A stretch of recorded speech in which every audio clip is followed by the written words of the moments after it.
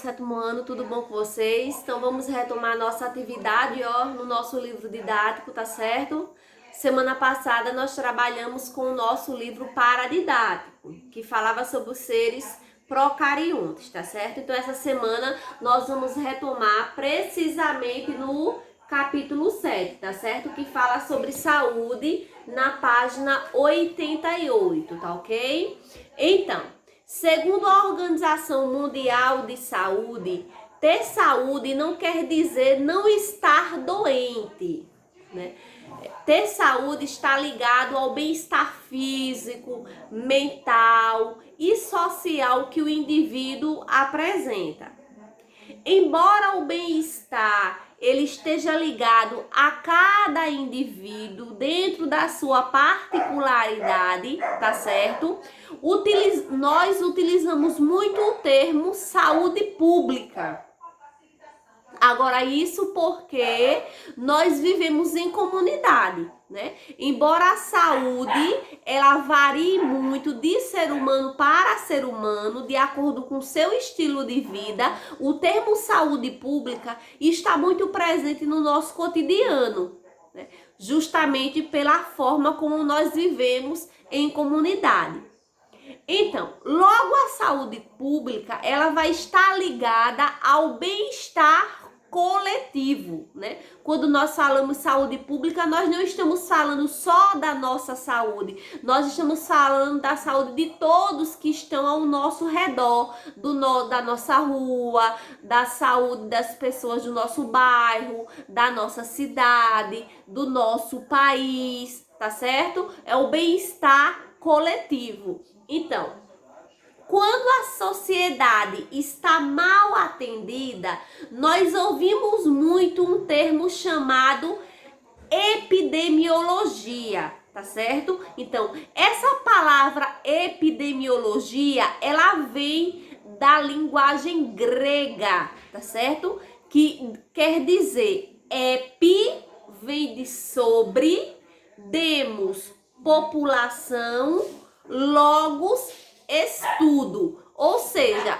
logo epidemiologia quer dizer um estudo sobre a população. Então, quando a gente escuta muito esse termo epidemiologia, quer dizer que está se estudando como anda a saúde pública, como anda a saúde da coletividade, né? Geralmente esse termo vai estar muito associado a alguns surtos, epidemias que ocorrem na sociedade. Então, é através desse termo também, né, epidemiologia, que nós, diga assim, nós, as pessoas da área de saúde, estudam as doenças que se propagam na sociedade, tá certo? Então, para avaliarmos a saúde, é utilizado, tá certo, indicadores que podem ser classificados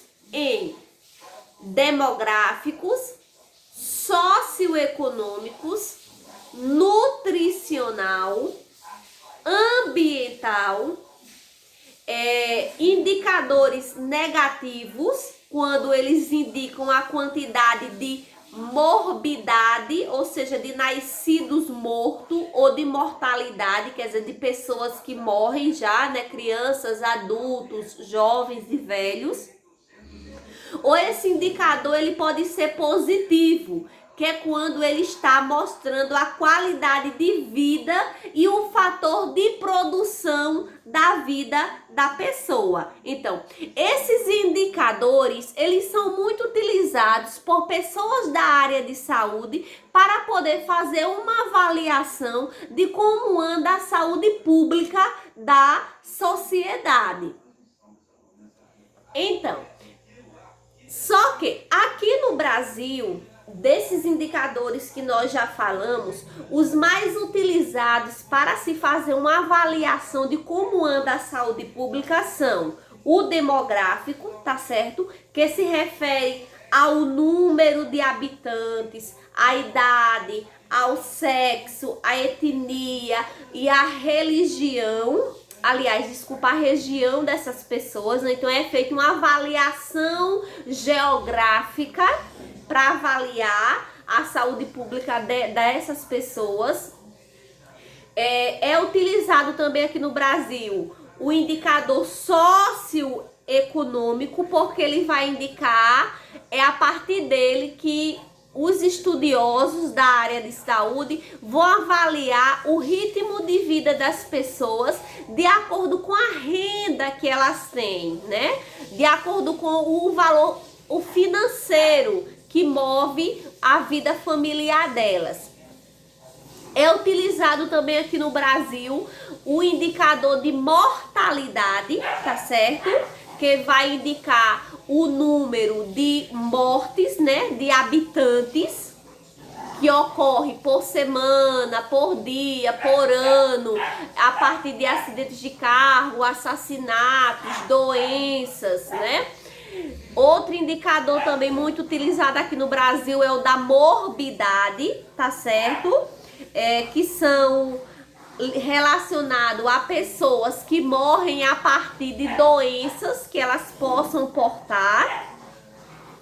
E também outro fator muito utilizado aqui no Brasil é a cobertura, tá certo? Porque através do acompanhamento que é feito pela saúde pública, no nosso caso o SUS, que é o Sistema Único de Saúde, então esse controle, tá certo? Que é feito por esse sistema de saúde, ele dá informações sobre toda a cobertura de uma área, de uma região. Então, a cobertura vai ser um indicador importante para se avaliar a saúde pública, tá certo? Repetindo, então, aqui no Brasil, os indicadores mais usados para se avaliar a saúde vão ser os indicadores demográficos, socioeconômicos, de mortalidade, morbidade e o de cobertura, tá certo? Então, para aproximar as instituições de saúde das pessoas, os responsáveis pela saúde pública procuram promover condições de assistências sanitárias e de assistências nas comunidades. E um exemplo disso é a presença dos agentes de saúde nas comunidades, né? Então, esses profissionais são eles que dão um suporte à saúde pública, porque através da visita desses agentes de saúde nas residências constantemente é feita uma avaliação dos tipos de doenças que os habitantes daquela localidade podem apresentar e com que frequência elas dependem do uso da saúde pública, tá certo? Então, além dos mecanismos naturais existentes no nosso corpo para combater a doença, existem os profissionais de saúde responsáveis, né? Sendo assim, nesse capítulo, tá certo? Nós estudaremos como o nosso corpo busca manter esse bom funcionamento. Porque o bom funcionamento do nosso corpo não necessita só da ida ao médico, não necessita só da ajuda médica, necessita também do bom funcionamento natural, da nutrição que nós fornecemos ao nosso corpo para que ele trabalhe de maneira correta, tá certo? Nós possuímos uma série de barreiras que atuam protegendo o nosso corpo de ameaças. Existem no nosso corpo barreiras físicas que nos protegem, mas quando essas barreiras são ultrapassadas, existe um exército, né, pronto para nos defender. O nosso organismo, ele reage naturalmente a esses micro-organismos que podem ultrapassar essa barreira natural do nosso corpo. Quando nós falamos de barreiras naturais, tá certo? Nós estamos falando da proteção natural que o nosso corpo vai nos oferecer. E a pele é a primeira barreira natural que é capaz de bloquear a entrada de agentes invasores, tá certo? A não ser que ela tenha sido lesionada de alguma forma. A nossa pele, ela tem a função de proteger o nosso corpo da entrada de qualquer micro-organismo. Agora, se alguma região da nossa pele tiver sido lesionada, quer dizer, machucada, claro que por esse espaço vai ficar mais fácil de micro-organismos entrarem e atingirem o nosso corpo, tá certo? Então, a partir do momento que isso ocorre, nossos órgãos internos também contam com um revestimento e secreção que nos protegem. Como, por exemplo, a lágrima que recobre o nosso olho. A lágrima, ela é importante não só para manter a lubrificação do globo ocular, mas também para umedecer e lavar o nosso olho caso algum corpo estranho adentre ele. Nós temos também o quê? O muco da mucosa do nariz, o líquido dentro da mucosa do nariz, né? Ele é importante também, não só na lubrificação, mas também para a proteção da entrada de micro-organismos. A saliva da nossa boca, a cera que é produzida dentro do nosso nariz, o ácido gástrico que é produzido no nosso estômago. Então, tudo isso, tá certo? São secreções produzidas pelo nosso corpo para nos proteger de micro-organismos invasores.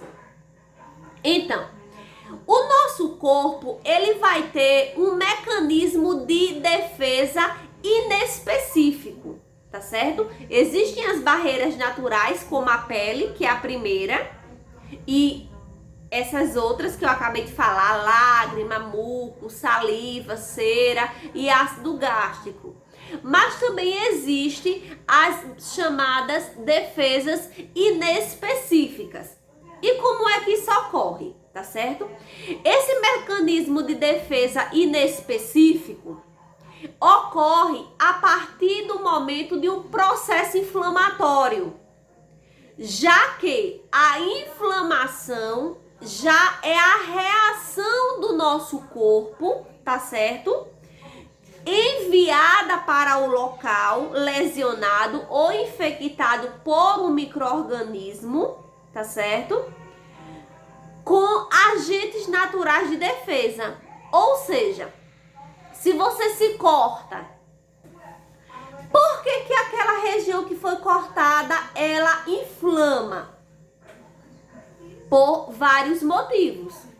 Pode ser porque ela infeccionou por ação de bactérias, tá certo? Ou pode ser um processo natural. Pode ser o quê? Que o seu corpo enviou para aquele local agentes de defesa para combater aquele ferimento, tá certo? E esses agentes de defesa que existem no nosso corpo são chamados de leucócitos, tá certo? E os leucócitos, eles circulam por todo o nosso corpo na corrente sanguínea. Só que quando algum lugar do nosso corpo necessita mais da presença deles, tá certo? Para combater algum processo inflamatório fora ou dentro do nosso corpo, esses leucócitos são desviados da corrente sanguínea. É como se eles fossem tirados da corrente sanguínea e levados para o local, tá certo? Por um processo chamado de diapedese. Esse processo é um processo natural, tá certo? Ele ocorre normalmente no nosso organismo. Então, esse processo de diapedese é o processo de desvio dos leucócitos da corrente sanguínea, levando eles até o local que está lesionado, para que lá esses leucócitos atuem como uma barreira de proteção, tá certo? Ajudando na diminuição do processo inflamatório e combatendo naturalmente aquela doença que possa estar assolando o nosso corpo naquele momento, tá certo? Então, outro mecanismo de proteção também que ocorre naturalmente no nosso corpo é a elevação de temperatura, que nós conhecemos como febre, tá certo? Então, quando o nosso corpo ele apresenta um estado febril, ou a febre em si, é sinal de que algo não vai bem, de que existe algo errado no nosso organismo. A febre, ela é um sinal, tá certo? De que tem algo estranho dentro do nosso corpo e que deve ser investigado, tá certo? Então, esse conteúdo que fala sobre saúde, ele é um conteúdo um pouco extenso e nós vamos dividir ele em dois momentos, tá certo? O primeiro momento é esse, tá certo? Que nós compreendemos o conceito de saúde, como é que a saúde ela é investigada no Brasil, as barreiras naturais que existem no nosso corpo e os mecanismos de defesa inespecíficos, quer dizer que não são tão naturais, né? Que não ocorrem, que ocorrem naturalmente, mas que é necessário de algo para incentivar a função deles, né? Como é a participação dos leucócitos e a febre, tá certo? Então, por hoje, nós vamos até aqui, tá certo? Na próxima aula, nós continuamos estudando como é que funciona esse processo da saúde no nosso corpo, tá bom? Então, vocês vão me realizar em casa, tá certo? As atividades que estão na página 90, que são 3 questões presentes na página 90 e 2 questões presentes na página 92, tá certo? Sobre o que nós discutimos até agora, que foi saúde pública, a questão dos invasores, as barreiras naturais, tá certo? E os mecanismos de defesa inespecíficos que podem ocorrer no nosso organismo, tá ok? Então façam a leitura, tá certo? Da página 88 até a página 92 para a realização dessas 5 questões. Até a próxima aula e qualquer dúvida é só chamar no privado.